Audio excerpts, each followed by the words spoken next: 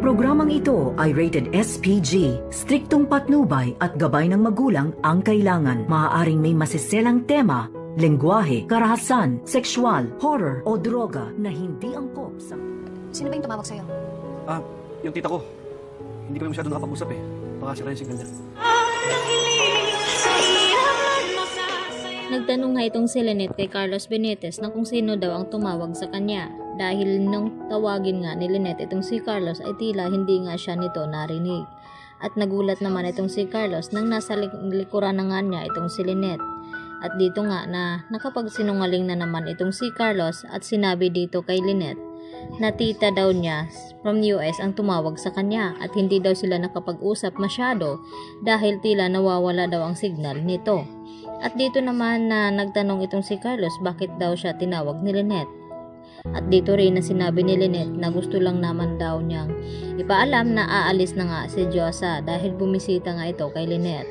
Maya-maya nga, tila nagtataka itong si Lynette na parang hindi nga mapakali at tulala nga itong si Carlos Benitez. At dito nga na tinanong ni Carlos itong si Lynette kung nagustuhan ba daw nito ang bulaklak na ibinigay niya.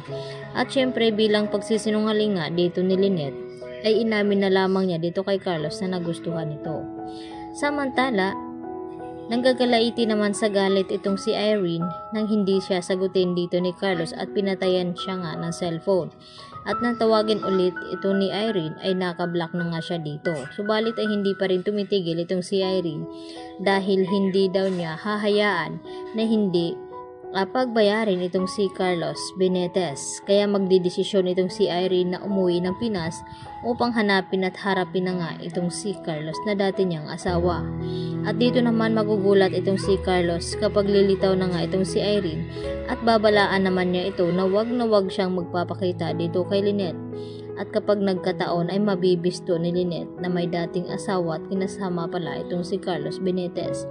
Samantala, dumalaw naman ulit itong si Lynette sa bahay ni Carlos at naroon nga itong si Lynette at kinamusta nga ito ni Annalyn.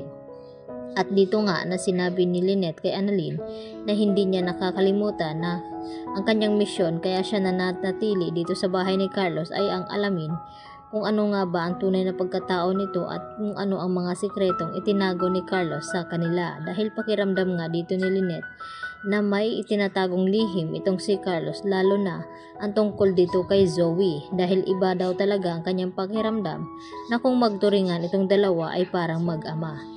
At dito na nga na pinamukha dito ni RJ kay Carlos na kung anong meron kung bakit siya dumalaw sa kulungan at agad naman nakapag-deny itong si Carlos kay RJ na hindi lang sila ang gustong gumanti kay Moira dahil may atraso daw itong si Moira kay Carlos nung ito'y pinapasok itong kanyang bahay at ngayon gusto niya mabubulok daw sa kulungan itong si Moira at siguraduhin na hindi na nga magkakalabas. Kaya natuwa naman itong si Carlos na tumawag kanyang lawyer at ibinalita na hindi nga pwedeng payable itong kaso ni Moira at hindi siya hahayaan na magpiyansa.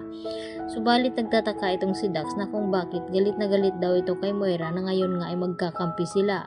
At dito nga sumagot si Carlos kay Dax na pinapaniwala niya nga itong si Moira na hayaan niyang kakampi sila nang sa ganon ay hindi daw sila madawit ni Zoe sa mga krimen na ginawa ni Moira dahil pinoprotektahan naman ni Carlos itong sitwasyon ni Zoe na hindi siya madamay sa pagkakakulong. At dito naman na hindi na nga makayang tiisin dito ni Dax itong kanyang sarili na hindi makita itong si Zoe at may pabulaklak pa itong binigay dito kay Zoe subalit hindi rin ito nagustuhan at nagawang itapon. At dito na nga na hinarang naman ito ni Dax ni Zoe at inaya ngang mag-date at hindi naman pumayag itong si Zoe at nagbanta pa na kung hindi siya titigil ay kaya din ni Zoe na ipaligpit itong si Dax. At dito rin nagbanta si Dax na bago siya mailigpit ay baka makakulong na nga itong si Zoe. Kaya ang ating pakatutukan maya-maya mga kapuso ang pagdating at pagbabalik muli dito ni Irene Benitez sa Pinas upang harapin na nga itong kanyang asawa na si Carlos na noon na bigla niyang iniwan dahil sa ugali nito. Kaya yan lang po aking karagdagan latest update at maraming pong salamat sa inyong pananatiling panonood muli dito sa aking munting channel.